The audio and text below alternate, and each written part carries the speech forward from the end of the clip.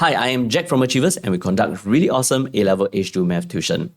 It can be quite common to come across students who are studying higher level math, for instance, A-level math, who even after practicing really hard still end up failing their tests and exams. There definitely can be various possible reasons, but the prominent one that I want to highlight in this video is when a student adopts the wrong approach in studying some of the higher level math topics.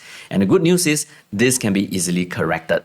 For higher level math, certain topics like functions, like vectors, are to be learnt as theory-centric topics.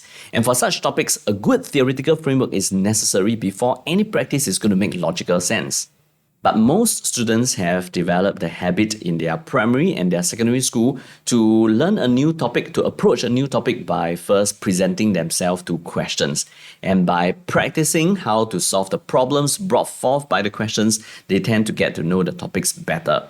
This was working pretty well because most of the topics that are in primary and secondary school are practice-centric. But it is definitely not going to help when the topic happens to be theory-centric. And at higher level math, this is also the juncture when more and more theory-centric topics are going to be introduced into the syllabus. One possible way to identify whether a topic is theory-centric is by reading the solutions to related questions. For instance, if let's say we are learning a new topic, vectors, try skipping the theories and jump straight into reading examples focusing on the solutions and try to understand from the solutions. I doubt even after plowing through a few examples and questions, you will have a good enough idea of how vectors work.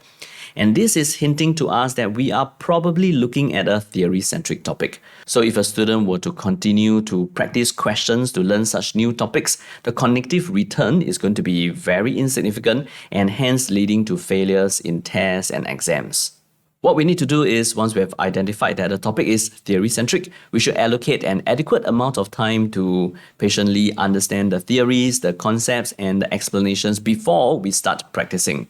And at Achevas, when we are learning such theory-centric topics, we will always structure the lessons such that the emphasis is placed on the theories and the concepts discussions instead of mindlessly practicing questions after questions.